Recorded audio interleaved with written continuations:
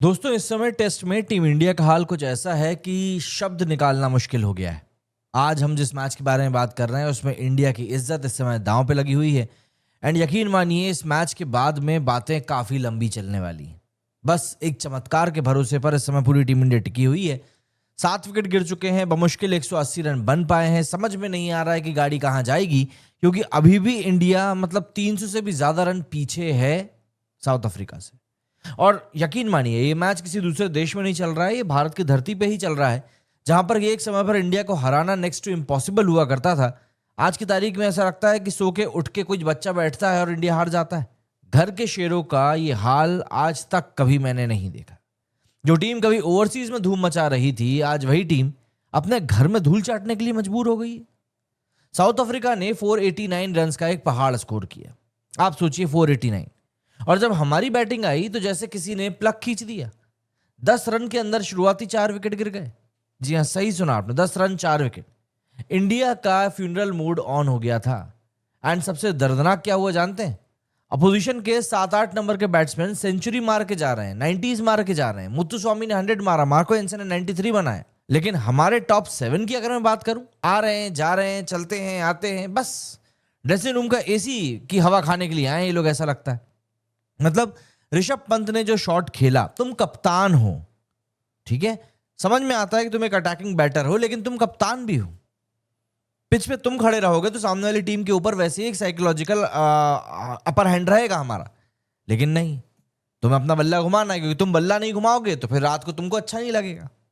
Jaiswal 58 run, एक अच्छा खासा स्टार्ट मिला हुआ था, लेकिन 58 के बाद में आउट हो गया। देखो ये T20 नहीं है, आप 489 रन का पीछा कर रहे हो। अगर 100 नहीं बनाओगे तो आपकी 58 मुझको नहीं लगता किसी काम की है।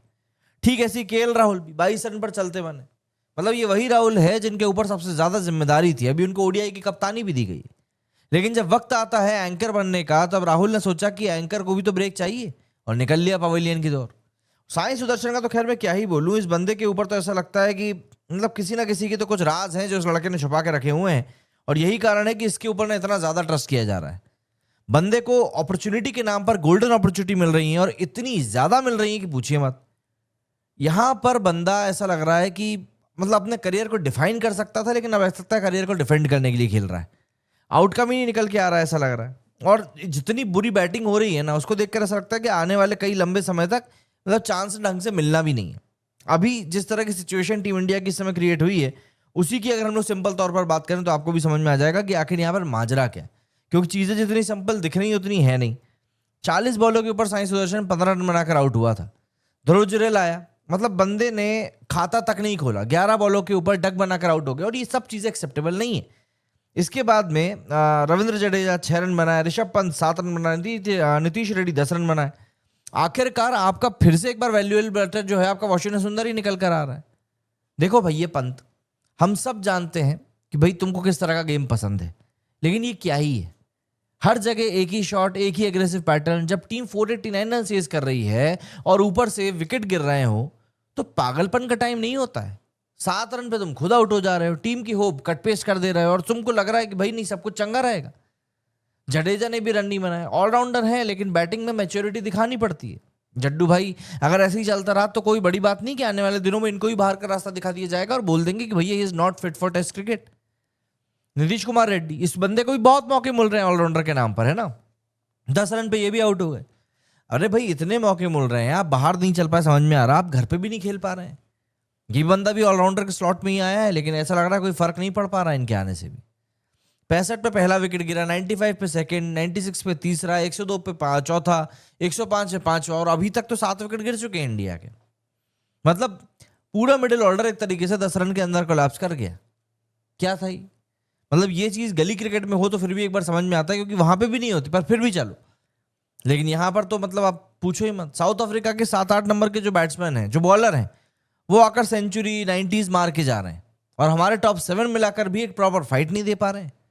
और सबसे बड़ी बात, यहाँ की पिच देखकर ऐसा लगता है कि इसका ये स्काई स्पोर्ट्स पार्क जो है कि वहाँ का साउथ अफ्रीका का वो है।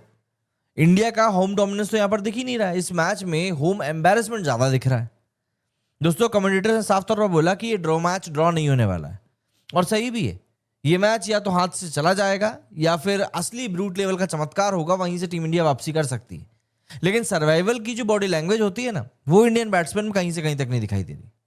आप फॉलो ऑन बच भी गए, अगर आप फॉलो ऑन से, तो भी आगे साउथ अफ्रीका फिर रन बनाएगी, फिर आपको प्रेशर में डालेगी, फिर आही कॉलैप्स होगा, मतलब रिपीट टेलीकास्ट एक तरह से चलता रहेगा, क्योंकि चौथी इनिंग में तो फिर से आपको बैटिंग करनी है। दोस्तों, ये सिर्फ एक इनिंग्स की बात नहीं है, बल्कि प्रॉब्लम बहुत गहरी है। शॉट सिलेक्शन जीरो है, पेशेंस का लेवल जीरो है, प्लानिंग तो पता नहीं, स्ट्रैटेजी का कोई अता पता नहीं है, पार्टनरशिप बन नहीं पा रही है, और बड़े मैच का जो टेम्परामेंट होना चाहिए वो भी मिसिंग है। और ऊपर से अपोजिशन के टेलेंडर्स सेंचुरी मार के जा रहे हैं। ये सब एक ही बात प्रूव करता है कि इंडिया को अब बैटिंग ऑर्डर में बड़ी सर्जरी की जरूरत है। सरफराज, करुण नायर या कोई और भी बंदा जो कि बेंच को सीख रहा है इस समय बैठकर, आपको उससे टीम में लाना पड़ेगा। पर प्लेइंग 11 में सिर्फ नाम बड़े हैं, इस समय काम जीरो ही है। दोस्तों, सीधी बात यह है कि इंडिया को अब हार से बचाने के लिए क्रिकेट नहीं बल्कि भगवान को ही आना खेलना पड़ेगा। अगले 2 दिनों में मिरेकल हुआ तो एक अलग बात है, वरना दूसरा टेस्ट मैच इंडिया के हाथ से निकल चुका है। आपको क्या लगता है इस बारे में कमेंट करके जरूर बताइएगा। मेरे वीडियो फिलहाल इतना ही। जय हिंद, जय भारत।